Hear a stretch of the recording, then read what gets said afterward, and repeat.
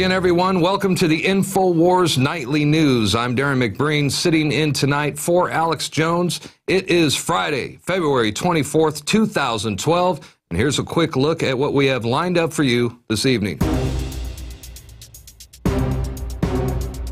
In my opinion, it's the most clear evidence of a false flag event by the U.S. government. Delta Flight 253. The U.S. government allowed a known potential terrorist to board the plane without a passport.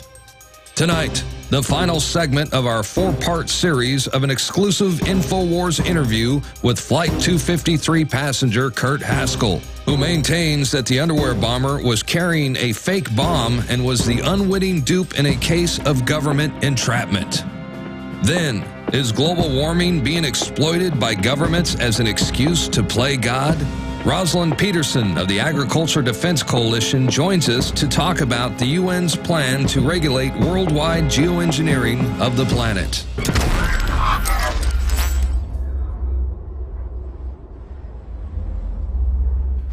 All that and more coming up during the next 30 minutes or so. But first, let's get right on to our top headlines. CIA NATO front group drafts humanitarian aid for Syria. An effort to impose the same sort of humanitarian aid on Syria that ultimately killed around 30,000 people in Libya is now underway in Tunisia. CNN reports that world powers, more like corrupt states belonging to the Arab League and members of the European Union, are mapping out a plan to deliver humanitarian aid in Syria under the banner of Friends of Syria. Say hello to my little friend. In January, it was reported that MI6, the CIA, and British intelligence are in Syria working with the Free Syrian Army and the Syrian National Council to overthrow the al-Assad regime. The Free Syrian Army is widely recognized as a creation of NATO. It is comprised largely of militants from the Muslim Brotherhood itself, an asset of British intelligence. So perhaps President Obama is, shooting for another Nobel Peace Prize as the CIA launches yet another covert operation and bombs yet another country. Evidence grows that 9/11 first responders got cancer at Ground Zero. The director of Mount Sinai Medical Center's World Trade Center Health Program is preparing to publish a study that will show elevated risk of cancer among 9/11 rescue workers. And this is very sad because these are the same heroes that were barred from attending the 10th anniversary ceremony of the 9/11 attacks, and those who enrolled in healthcare programs got screened through terrorism databases. Once again, literally adding insult to injury. Moving right along. And now concerns over martial law in America as the Patriot movement is now on the FBI's radar. A recent report by the LA Times characterizes the sovereign citizen movement as a major threat, and they say it's on par with Islamic extremism. It actually states that more than 100,000 Americans are domestic terrorists as a result of their affiliation with the group. This is something that INFOWARS, the INFOWARS team, Alex Jones, has warned you about for many years. If you are, let's say, a Tea Partier, a constitutionalist, you value your Second Amendment, then according to the government, you are a bigger threat than Al-Qaeda, and you're going to be a problem. They're going to keep their eyes on you. So the article entitled Sovereign Citizen Movement Now on FBI's Radar frames the belief that the U.S. is essentially under martial law. Well, they got that right. Along with support for introducing the gold standard, evil, as political views are becoming indicative of violent extremism. As we've documented on numerous occasions, the federal government routinely characterizes normal behavior as extremist activity or a potential indicator of a terrorist intent. So chances are you are a terrorist. Okay, let's take a look at our next story. This is really bad. Farmer faces possible 3-year prison sentence for feeding community.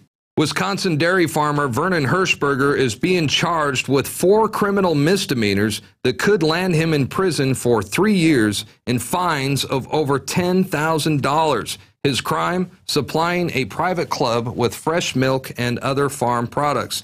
The FDA is actively conducting sting operations and raids against peaceful farmers, which have resulted in the farms shutting down and people not having access to their food. Meanwhile, of course, the mega corporations like Monsanto, well, they continue to push the genetically modified frankenfoods to the masses, yet another example of tyrannical behavior by the corrupt and evil FDA. And now it's time for a brand new Man on the Street. And this is a segment that our writer, producer, and now reporter John Bound put together as he takes to the streets of Austin, Texas to investigate denial. Here's what he has to say. I'm in Austin, Texas, on the UT campus. I've been asking students all day about the recently passed NDAA legislation. I was surprised to learn where the real denial is coming from.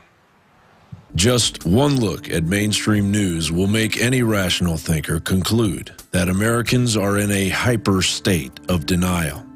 Public opinion is in a stranglehold when it comes to real, open, honest debate.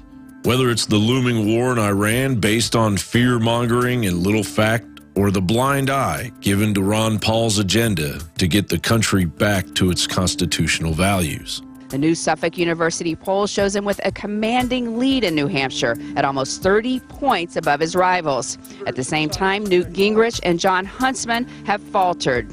Rick Santorum, who polls in single digits here, is looking to give Romney a run in the Granite State after his near victory in Iowa. Are people aware that they could be kidnapped, detained without trial, and sent away to a torture facility for an untimely death simply based on the description of domestic terrorism? Denial comes in three forms, according to Sigmund Freud. Simple denial. Deny the reality of the unpleasant fact altogether. Do you feel like you get all the information you need from mainstream media? No, I don't. I hardly watch the news anyway.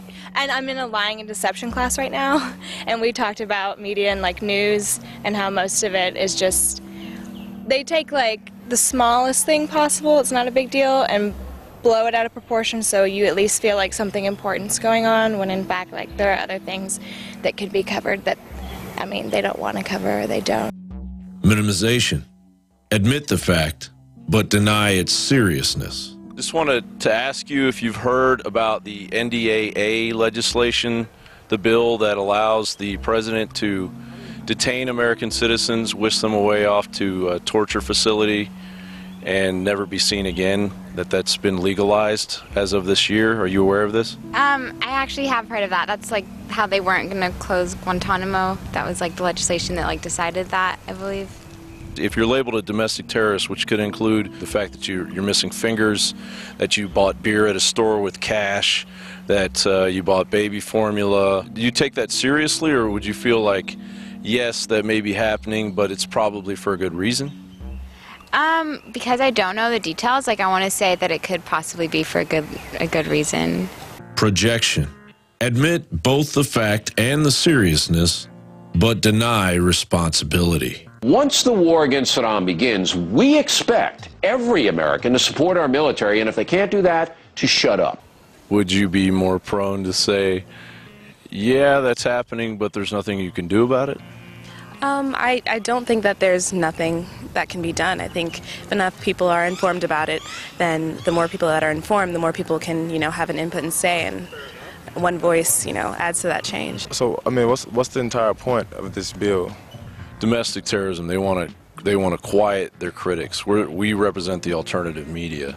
Mainstream media didn't even cover NDAA. I have an idea that, the media is like, sponsored by certain political parties and also certain people with power within this country, and they don't allow certain information to be, transmitted to the masses out of, it just wouldn't be right for the normal person's psyche. American citizens are distracted by a number of worthless, time-consuming outlets. We are all addicted to our own self-importance. The only way to begin to treat addiction, whether it is alcohol or drugs, for example, is to break the cycle of denial. The mainstream media delivers a skewed reality, manipulating the American landscape with their theater of denial. Isn't it amazing that we're denying our own slavery to a system fueled by that very denial? John Bound, INFOWARS Nightly News. Wow, and that was a great piece put together by John Bound. We'll also put together our quote of the day for us today. It's from Marcus Cicero. Though silence is not necessarily an admission, it is not a denial either. Once again, that was from Roman philosopher, consul, and Roman constitutionalist Marcus Cicero. And now it's time for part 4 of an INFOWARS exclusive interview with Kurt Haskell, witness to the government cover-up of Delta Flight 253. Now, it is a fact that the U.S. government allowed the underwear bomber to board the plane even though he had no passport and was on the government terror watch list. Passenger Kurt Haskell famously witnessed a sharp-dressed Indian man force officials to let Abdul Muttalib board the plane, again, even though he had no passport and was listed as a potential terrorist. And of course, the establishment media, they have predictably remained silent on this epic story as they continue to regurgitate the official government fable of the underwear bomber. But fortunately for you, the INFOWARS viewer, you're about to get a dose of the hardcore truth. An interview with Kurt Haskell, key witness to the false flag terror attack aboard Delta Flight 253, and the subsequent government cover-up that followed. Walk us through what you saw in Amsterdam.